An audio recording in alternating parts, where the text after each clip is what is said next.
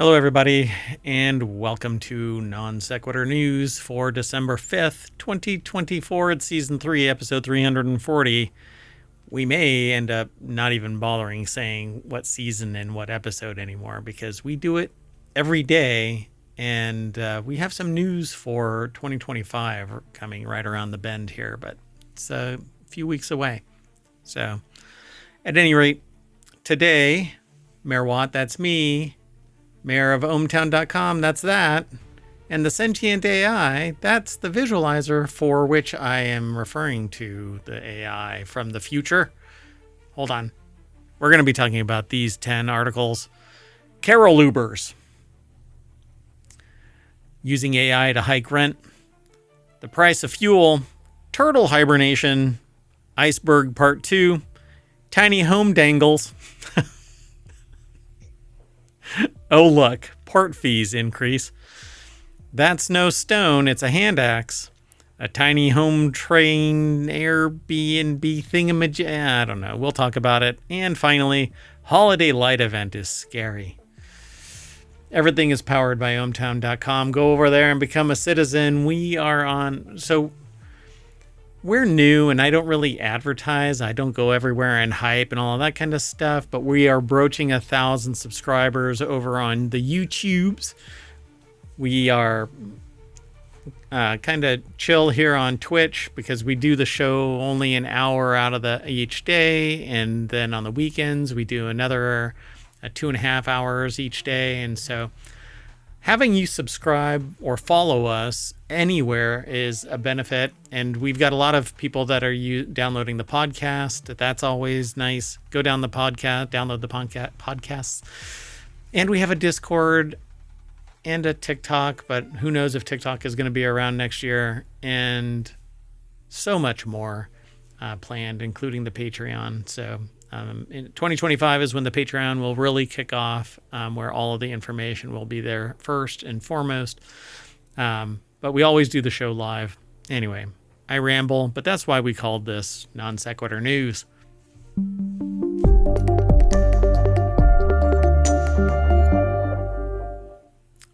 All right. Again, I am Mayor Watt, and that's the sentient AI from the future. Welcome. Welcome, Mayor Watt, and welcome, hometown citizens.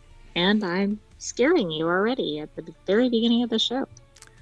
Oh, it's just because the monitor is loud, but that's okay. Thanks for doing the show. We are going to do a time machine, and we try to rip through the time machines pretty quick. But then we're going to do the December 6th episode, which means we have to get out of the time machine, reset, and then we fire it off again. If you want today's show notes, you can hit !NSN over on Twitch, but it's already embedded in the live broadcast over on YouTube. So go check that out if you want to. I monitor both chats. It's not compiled together into one chat. But anyway, I hear you. I see you. Let's get into it.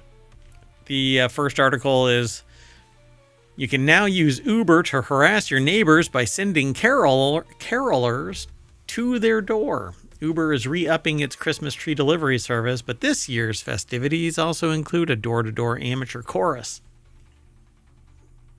I think this is spectacular for the holidays. Why not? So I guess the Uber Eater or the Uber delivery, I don't know, the Uber harassers, Carol Ubers. That's what I call them, Carol Ubers. Handed them the stuff and then backed away and started caroling. Because the way that this looks is like the Carol Ubers are on the inside of the house. Oh yeah, it does look like that. That's weird. I think that's kind of funny. So Kyle Barr over at Gizmodo.com put the article together, and the deck statement is what I just read. So Uber will start shipping out a troupe of talented carolers for a flat $60 with the purchase of a drink starting December 7th. It's an exclusive service for those living in the cities of New York City, Los Angeles, Dallas, Miami, and Washington, D.C. Uber said that it is partnering with the UK-based beverage company Diageo. So the idea is that you'll order a drink and some carolers at the same time, and you can order the amateur singers alongside a draft of Bullet or upgrade it to Don Julio at a more premium price. Or perhaps you'll opt for a non-alcoholic bottle of ritual whiskey or tequila. I don't know. So it says here in the fine print, Uber says that it requires you to buy the booze or non-alcoholic drink to get the carolers. And if you already are too drunk, Uber may return the drinks and whisk the singers away, as they should. I guess they want you to have something to order so it fits into whatever their business license is or something. But I think this is fun. It's unfortunate, though, that it's only in certain areas. That's funny. They say, sure, you can send your carolers to the office party in an effort to make things even more awkward for those involved. Yeah, I was going to say I received a nickname from an office party, but I won't. It's referred to. I received a name. It throws up on Mike's carpet. I mean, I don't know where you go from there. Yeah, exactly. Yeah, that's an appropriate button. Oh, we need an inappropriate button. There we go. That's what we need. I'll work on that after the show. That'll really help with the promotions. They're like flagged and had the banner up. Well, as I tell teens and children, don't do anything in public that you don't want the world to see, because everything is out there now. And now I'm a willing participant. Growing up, we didn't have this type of technology. And then I got to the age where, there's some show, I can't remember what it was, where the woman just smashes into a car that stole her parking spot and says, when you're my age, I have more insurance or something like that. I can't remember what it is. Okay. Can't remember think it's a movie. It is. And I can't remember what it is. It has Kathy Bates in it. That's who did it. Yeah. See? Anyway, there's a new gingerbread icon in the Uber Eats app featuring a curated list of holiday items that you can order with the company's same-day delivery service. And now you can grab a Christmas tree as well through the service, as it has during past holiday seasons. But starting Thursday, this is tomorrow. Wait, last Thursday? Just this last Thursday. Yesterday. Oh, okay, right. You'll be able to order trees alongside Hanukkah bushes and other decor for your front door, or to your front door. This was part of the company's effort to rebrand its delivery service to Uber Courier. But what I want is a Festivus pole, an unadorned Festivus pole. Is that in the Uber Eats same-day delivery service? Because I'll order tequila if I can get an unadorned Festivus pole, because Festivus is for the rest of us. That would be fun if that was one of the items you could order. That would be great. If they really want to do like a Seinfeld callback kind of thing, I'm here for that. Okay, well, maybe we'll do this just to see. All right, let's keep going. Next article is over in Mobile. California cities are fighting landlords using AI for rent hikes. A horrifying real estate practice. Who could have seen this coming? So you know what's really interesting about this is let's get the right context for this. Okay, California cities are fighting landlords using AI for rent hikes. Okay, so it isn't California cities are fighting landlords, and California cities are using AI to detect these rent hikes. The way that this reads is California cities are fighting landlords using rent hikes, using AI for rent hikes. Like, That's Who is their fighting actually, method. Yeah, yeah, it's who's very using confusing. what? Yeah. So a horrifying real estate practice is happening all over the country, and some cities in California are trying to fight back. Landlords are using AI pricing software to drive up rents.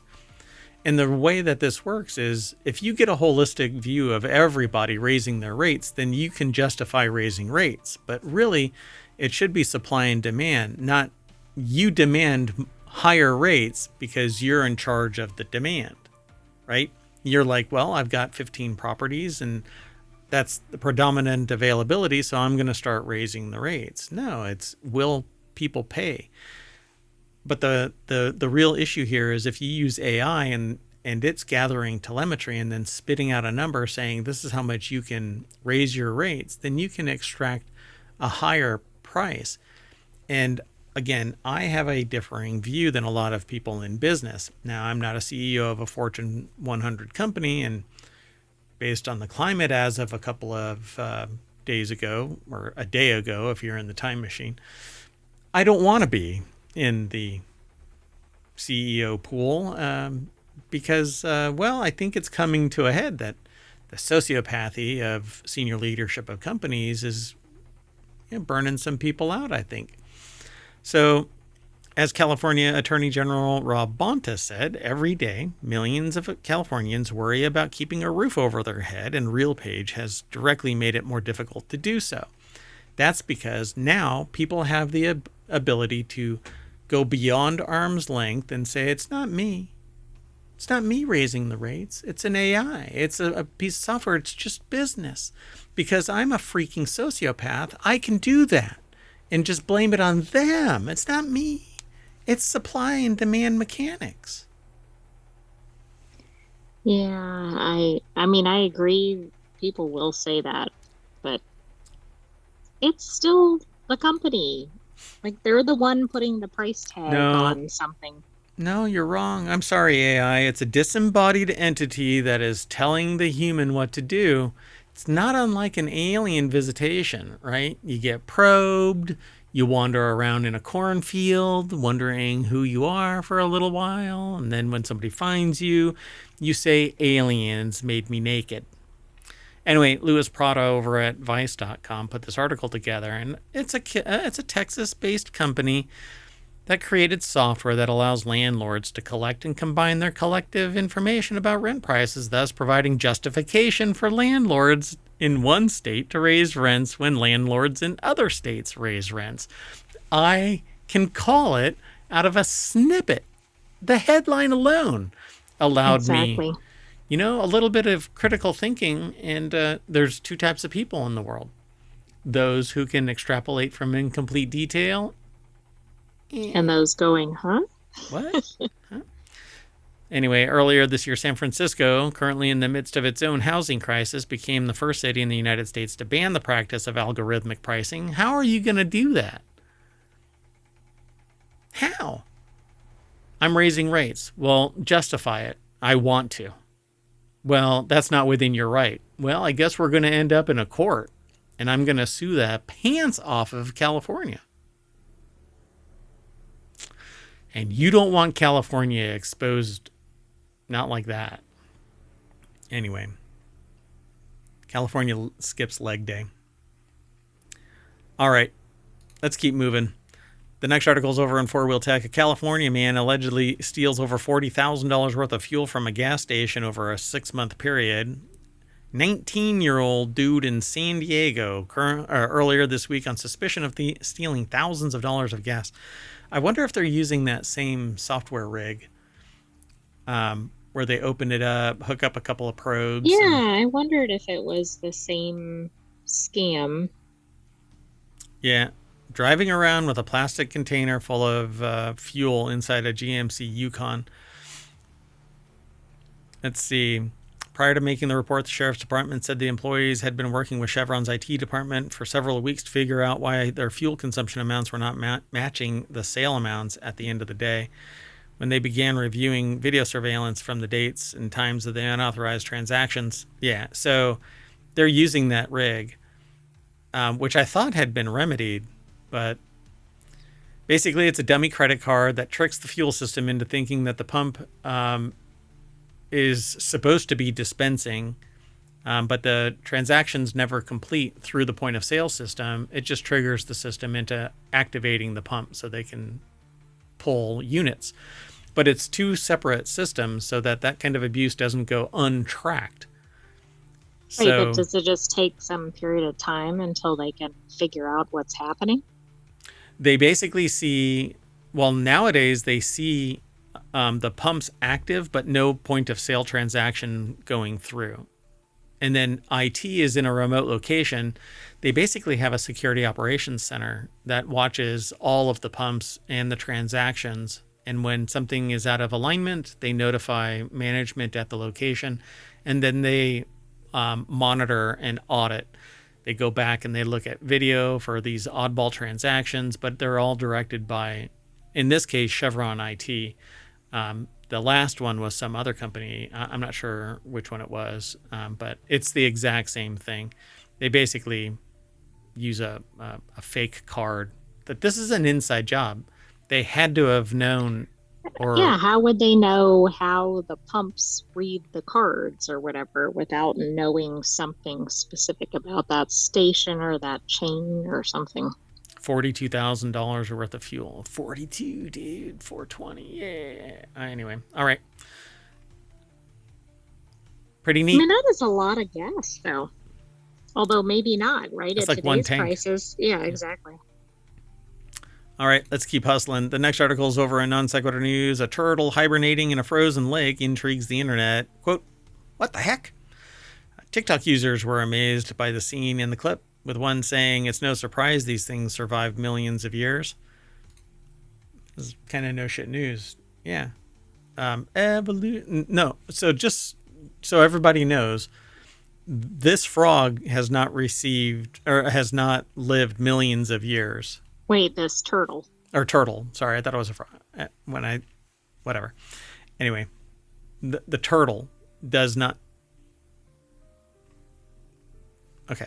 So the turtle has it's not. Still a turtle. It hasn't changed into a frog.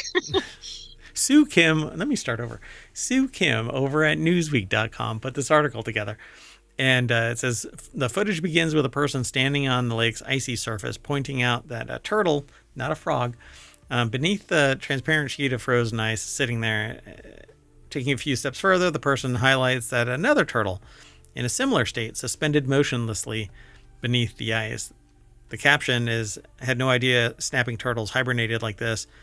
Had to do some research on the brumation process, which I didn't know that that's what it's called, but there you go. I guess that's what they do. They literally chill. That is amazing. I suspect most people have not seen that. Oh my goodness, there's more than one of them. Yeah. Pretty fascinating.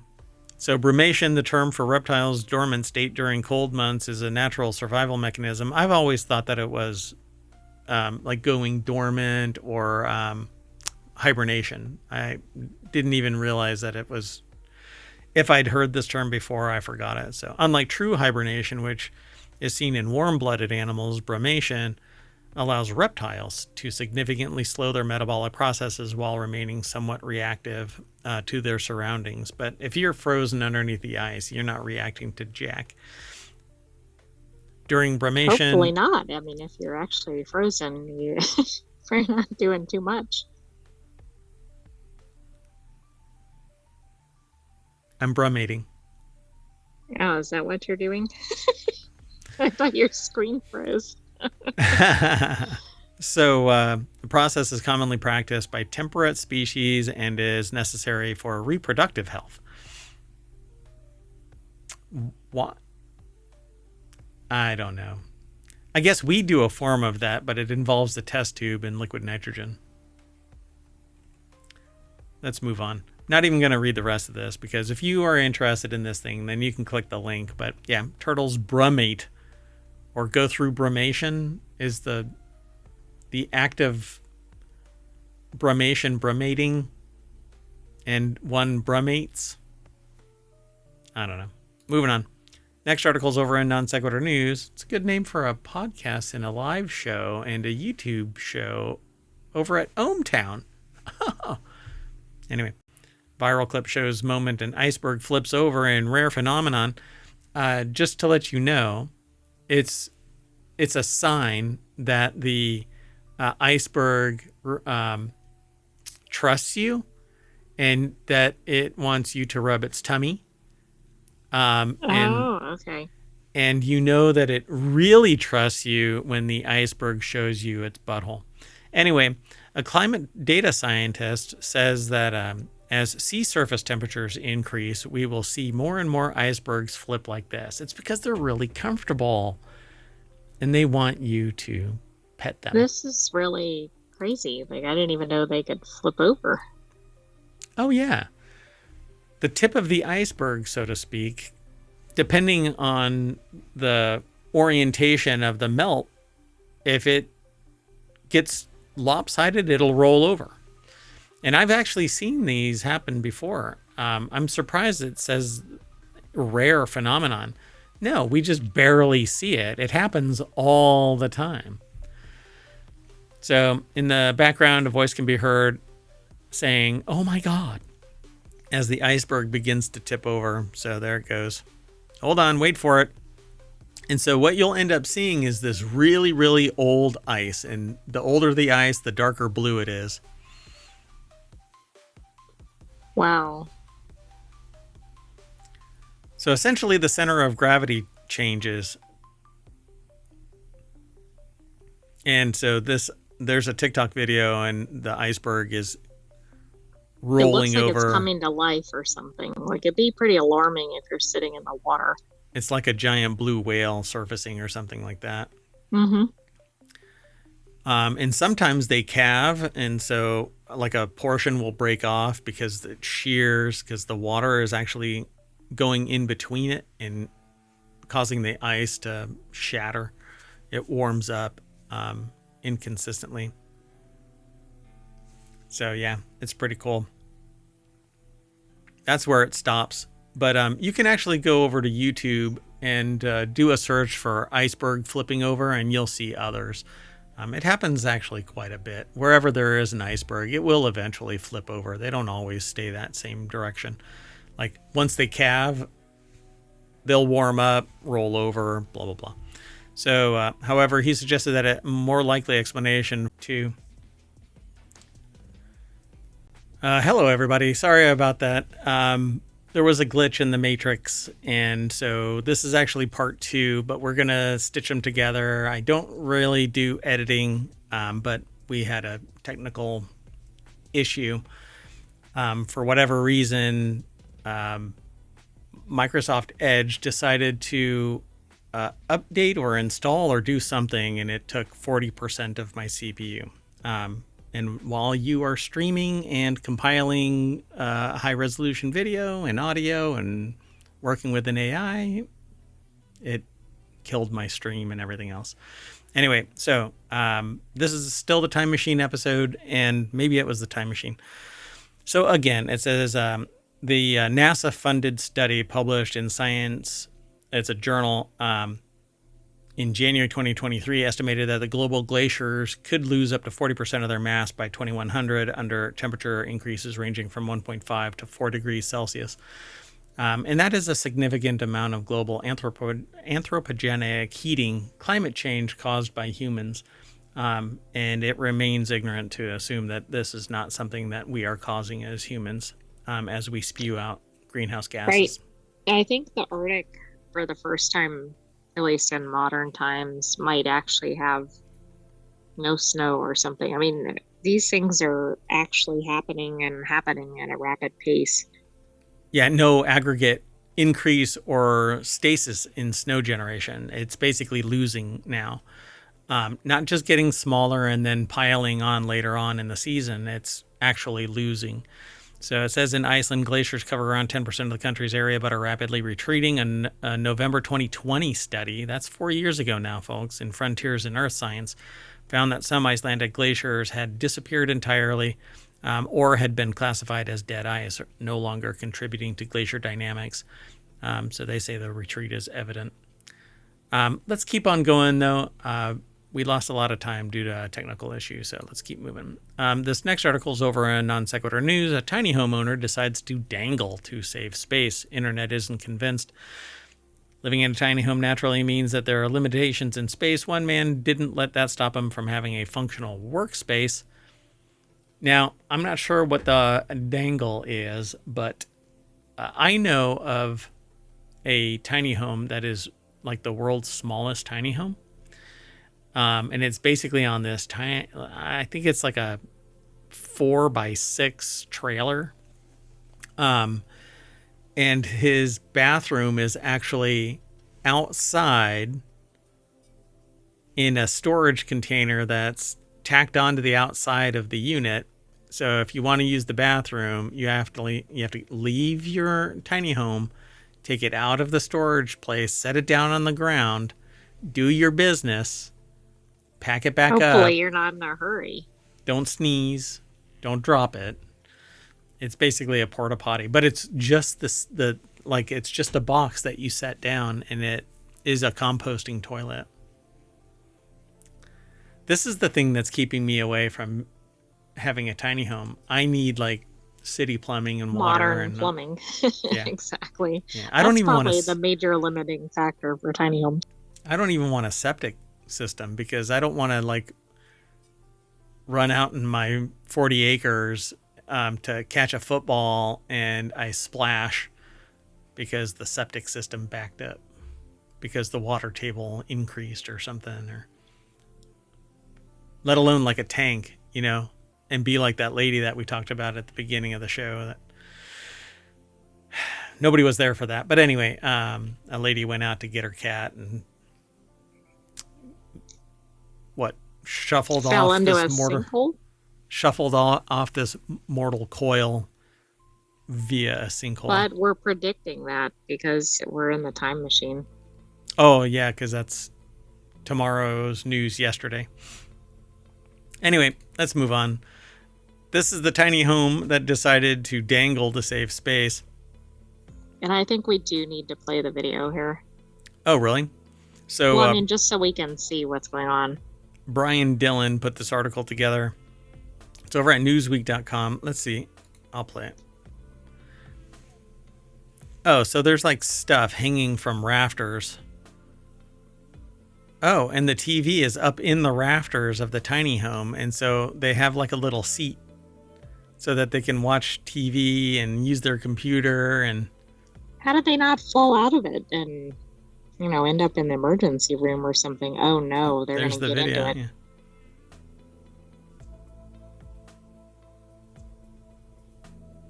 Okay, This is a bit insane. Yeah. Fit the whole computer up in the rafters of the tiny home. All right. That works. I mean, nobody would have expected that to be the workspace. You'd be looking around going, where's the workspace? Where's the workspace? And then somebody kicks you in the head. Look up. That's funny. Where's Joe? Up in the attic. Hanging from the rafters. Batman. Exactly. Must be a bat. Tucker originally wanted to put his bed up there, he told Newsweek, but realized the space was too small, so he thought it would be a perfect opportunity to introduce a desk space to his home. The silliness. It's horrible for everything. Right, for what? For your ergonomics, your posture, your ergonomics, your computer equipment that comes crashing down to the floor if something moves. I mean, I don't know. Single life, I suppose. So Ruby Home says the average size of a tiny home is 225 square feet, which is 10 times smaller than the average home in the country. They make up just 0.36% of total residential listings in the United States, with about 10,000 listed. People took to the comments section of Tucker's video with their thoughts and reactions. You should make a folding foot stand now. One user said, I'm thinking you should put a backrest on the swing, but it just folds into the two parts of the rafters behind you. My back is just in pain thinking about gaming sessions on a swing. That swing is held up by hope alone, says AG Pickle Feet. They're not wrong. Uh, Yeah, it's just two nails holding that person up. This. Look, it's just two nails holding up the swing. I don't think OSHA would like this too much. Oh my gosh. All right, let's keep going. The next article is over in Non Sequitur News as news of tariffs supposedly getting applied start rolling in. Cruise ship tourists will have to pay a new $42 fee to visit Mexico's Caribbean coast. So who's going to pay for it? Consumers. One way or the other, consumers are going to pay for it. Well, absolutely, right? Like higher cruise ship fares and fees and everything. Right. Yeah, it doesn't matter. Mexico to charge cruise ship passengers new fee for port stops. Now, it isn't the cruise ship that's getting this fee. It's the individual people on the ship that are going to get the fee. And the passenger ship can sit there and go, we're not charging you shit. So this article is over at Newsweek as well. Rachel Dobkin put the article together. I don't think the video has anything to do with it. But anyway, a new fee sparks backlash from tourism industry. Hey, you know what? It's just business, folks. It's just you got to pay to play, right? What's $42? 42, by the way, is the number that is the answer to life and everything. Oh, well, do you think that fee is intentional? Like, you'll be able to answer everything you need in your life if you come visit our cruise ship port. It's interesting because it's from Hitchhiker's Guide to the Galaxy. So this could result in a significant decrease in visitors. Octavio de la Torre posted or made a comment. The group's president, which is the National Confederation of Commerce, Service, and Tourism Chambers, said that it's going to be make other countries' Caribbean ports more competitive than Mexico's. Well, absolutely. The cruise lines are going to stop going there at some point if the customers get mad. But I did not know that Cozumel was the busiest cruise ship port in the entire world. I had no idea. Yeah, and just over tourism is actually a thing. And so the thing about it is it hasn't really hit the United States because there's a lot of hostility towards people not of this country, apparently. And so why would somebody want to come here, you know? I mean, a lot of people do because there's the American dream and they'll deal with the hostility, but it's getting richer and riper, you know? It's souring like milk left out, apparently on a glacier because it's not going to keep it cool forever. Anyway,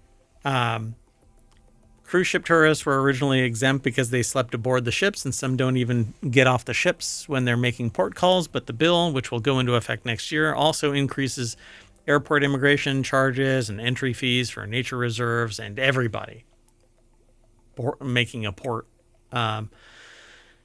Yeah, well, that's what happens when 2,000 people deboard. Well, yeah. I mean, I get the problem with over-tourism. I don't really like the fees. We've talked about that on other tourism articles. But I kind of get it from the locations perspective. Now, just to put icing on the cake of this iceberg as it rolls over, most of the money, about 2/3, raised from charging cruise passengers would go to the Mexican army rather than improving port facilities. So, well, that's going to be another issue for tourists that are paying attention. Let's keep moving. Next article is over on the Mobile Channel. A little boy found a strange stone on a beach.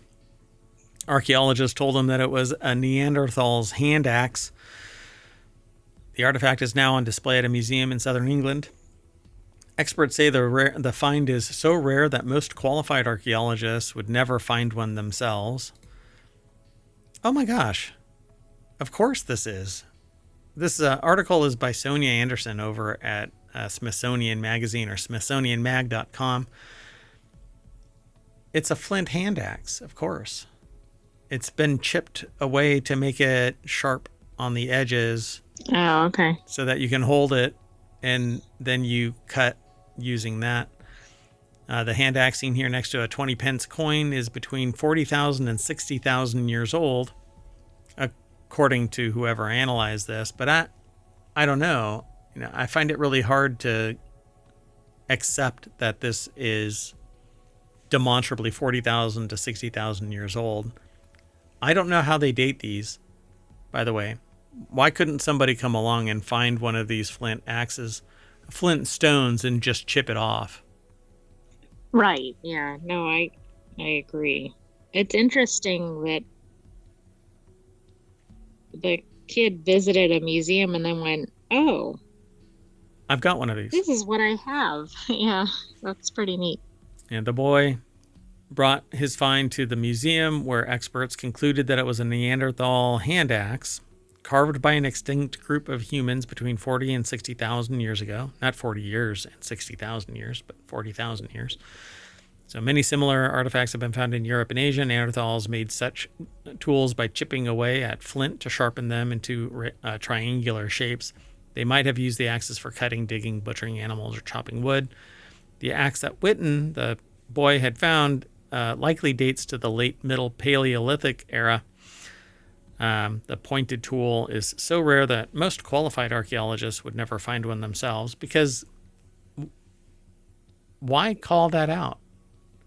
How about most people won't find one? But Right. I mean, and most people wouldn't recognize the significance of it if they saw it, right? They might be like, "Oh, that's a cool rock." yeah, but apparently if you're a qualified archaeologist, you are a special breed that also won't be able to find one, just like us normal tourists that are paying a $42 fee to go to Mexico. Sorry, I'm tying everything together today after the technical glitch. Anyway, after the boy found the carved rock and that it had historical value, he and his mother emailed pictures to James Sainsbury, the Worthing Museum's curator of archaeology. This seems so deep in naming people that I feel like it's a giant doxing document.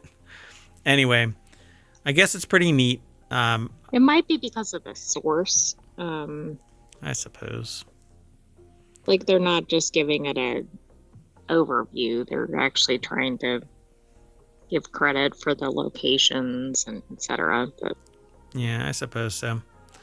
Experts aren't sure how it made its way to the beach. It may have surfaced during construction to protect the beach from erosion, or it may have been dropped by a Neanderthal near the spot where it was found. It says the sea would have been further away than it is now. We don't know exactly what the Sussex coast looked like back then, but they do know that it's actually weathering away at a dramatic rate. There are on the southern coast, at least, there are beaches where there used to be entire towns, but the weathering are they covered by sediment? They've been washed away entirely. So yeah, I suppose so. Oh, okay, right. They're not just covered; they're gone. Gone, yeah, because of weathering in the last 500 years. All right, let's keep going though. The next article is over on the Hedge Ideas channel, which is a channel all about business transformation. A family bought an abandoned train car from 1909 for $3,000 and turned it into an Airbnb that brings in over $90,000 a year. And we're going to take a look inside. Isaac French and their family converted a 100-year-old train car into an Airbnb that's projected to earn over $100,000 in 2024. I'd like to know how much money they put into it. It was pretty cheap to buy, but how much did they, pay to renovate it? A train car's worth, based on the awning that's built over it. I mean, this is a house-sized awning. It looks like a train station, doesn't it? Yeah. That's, I guarantee you that's by intent. So Celia Fernandez put this article together over at the Make It section of CNBC.com. There's no deck statement really, but they say we bought an abandoned train car for $3,000 and spent $150,000 renovating it. Okay, so I just think that's important to highlight because I don't want people thinking, oh, they can just get one for $3,000 and turn it into 100,000 immediately. Yeah. You're gonna have to invest a lot of money. I mean, it'll probably return on the investment over time, but not Well, immediately. in 2 years, largely it Right. has, right? So it took several years, but in 2020, the family purchased the train car for just $3,000. They have a little augmentation to this quote. My dad had the faith and the vision for it, and I'm so glad that he did. French says there's something so rewarding about. Hold on. Family bought an abandoned car. Dad bought an abandoned car, and so there's something so rewarding about taking an old structure that was so lovingly built and breathing life back into it. So the move costs around $10,000 to take it from its current location or its old location to where it actually got ultimately placed. It also took quite a bit of time for the family to find someone willing to move the 61 foot long structure to their 145 acre piece of land. Well, that's the other thing. They always have all these cool Airbnbs or whatever, or like a tiny home, right? But then it's on this magnificent property that would cost quite a bit. So French, his parents, and his siblings did most of the work themselves, restoring the train car to mimic the original design. They hired subcontractor friends for the HVAC and electrical work. French hand painted the lettering on the exterior of the car. That's so much work. My God. Hand painting. I mean, they wanted to make it authentic, I guess. I think I'm just too cynical. They built a bathroom with a barn door and outfitted the train's car's former mailroom with a bedroom with a king-size bed. So this thing isn't a slouch. I mean, that's what it looks like inside now. The train car features a sitting area, kitchenette, gas potbelly stove, bathroom, king-size bed in the bedroom. All right.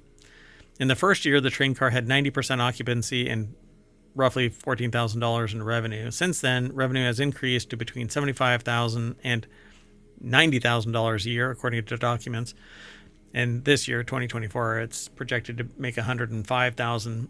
So since it went into play, they must have raised the rates dramatically.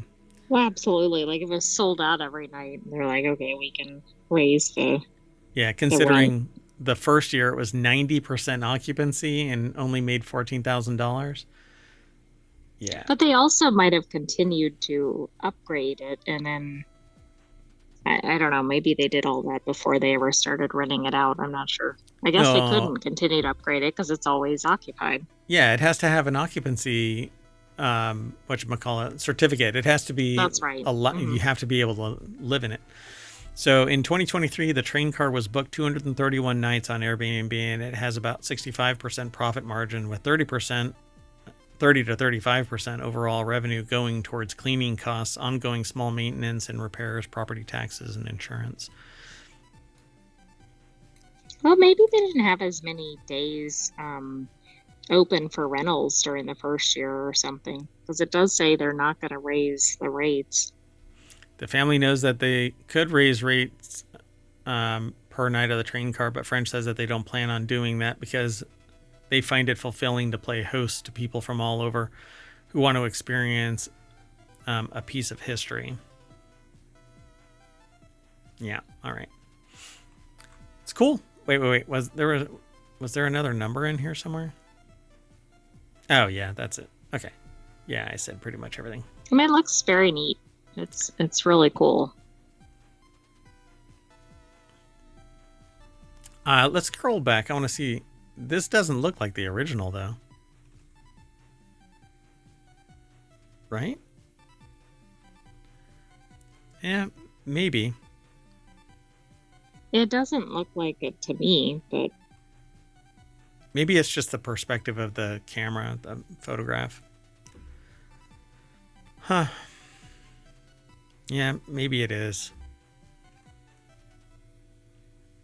Because that looks like... in this picture, it looks like it's wood. Right. Well, maybe they didn't like completely restore it. It must be. Maybe that's wood right there. Yeah. It's hard to tell with the black and white photo. Yeah. All right. Let's keep hustling. We got one more picture, or one more article, one more picture, one more article, and then we're going to shut down, restart, and do the non-time machine episode. And if you're wondering, no, we didn't stream the second half of the show. So anyway, Try to keep up. Yep. The last article for the December 5th episode is in Non Sequitur News. Jingle Holiday Light Event sparks complaints. Quote, scariest thing ever. So what happened here? Attendees at a holiday event in O'Fallon, Missouri have complained about poor organization and safety hazards. The article is by Aliyah Shoaib over at Newsweek.com. Scariest thing ever. I don't think that this has anything to do with it, because that's Rockefeller. That might have been for other reasons, but I won't get into those here. This one? Yeah, think about what was going on in New York while that tree lighting was happening. Wait, this was in that on that day? It was. In fact, one of the weirdest headlines I saw yesterday was basically the CEO event. Right. But Rockefeller's still going on or something. That was the context of that headline? Yeah. Yeah. Because I thought that the lighting was not... I think I saw it outside of Hometown or whatever. I might have submitted it, but I didn't really want to submit it because of the other events. But it was just such a weird juxtaposition. Like, yeah, okay. So if you don't know, a CEO of a major healthcare insurance provider, not healthcare provider, but healthcare insurance company, was, for lack of a better phrase, and not to make light of it, because I don't think violence is the answer, but they were denied an ongoing life policy. How about that? That is one way to put it. That's probably not too over the top.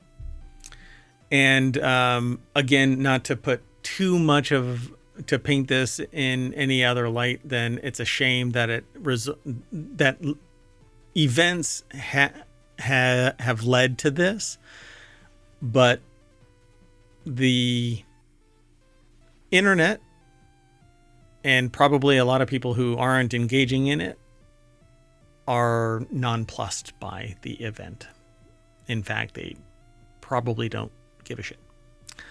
And so, and you know what? I don't want to let that go, because I was wanting to talk about it anyway. But let's just say that person instituted an AI that would automatically deny policy claims. That person was the senior official of an organization that had nearly 3 times the denial run rate than the industry average. And that actually is me pulling out their weighting on the national average. Okay? Including them in the average, they were 2 times more likely to deny a claim than the national average. It would have been 3 times, because their denial rate was 1 in 3.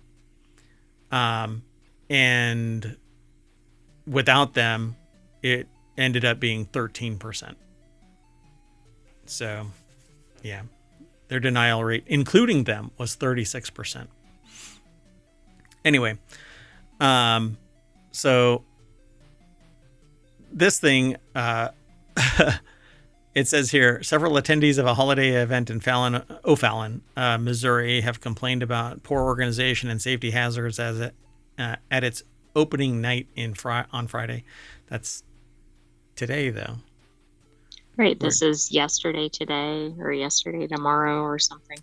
But this article... Yes, Wait. Oh, it must have been the preceding Friday or something. Yeah, and it was just delayed by the Just reported reporting. or whatever. Yeah, so the jingle, it has an exclamation point.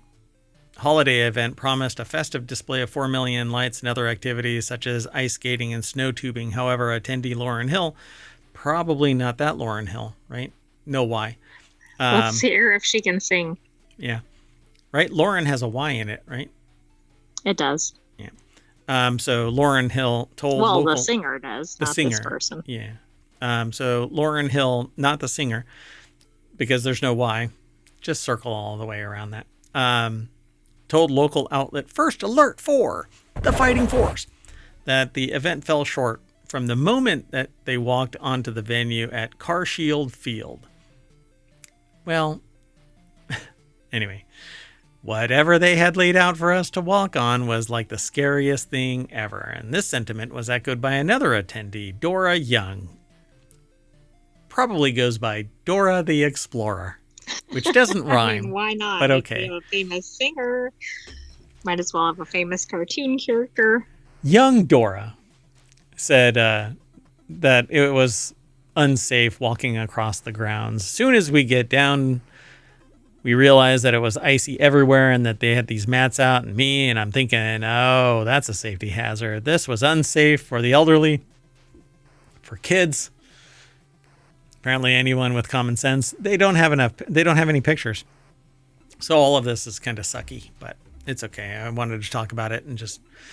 She added that the experience was especially disappointing given the price tag of $120 for a family of 4, which did not include tubing and ice skating. Just the slipping and sliding, right? Yeah.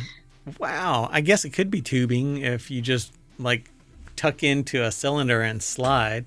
And ice skating, you just all over the place. Exactly. I mean, and depending on your ice skating skills, it'd be hard to tell the difference. Like a cat on hardwood or linoleum or tile, you spook them and they just kind of... Yeah, they can't get any traction. Anyway. All right, folks, we're done. We're going to jump out of the time machine, reset, and we're going to bounce all the way... Oh, wait, we're going to slip and slide all the way back home, and I have no idea what's on the front page, and I am sorry if there's dinosaur teeth found by quarrymen revealed to be tyrannosaurs. Exciting. Anyway, I am Mayor Watt, and the sentient AI is going to say bye. Oh, and I can't do it the way that I normally do it. Okay, go ahead. Good night, hometown citizens. Thanks for joining us for the December 5th Non Sequitur News, and stay tuned. We'll have more episodes ahead. Bye-bye. Am I going to be back on the camera? No. Hey, okay. Well, see you, everybody. Bye.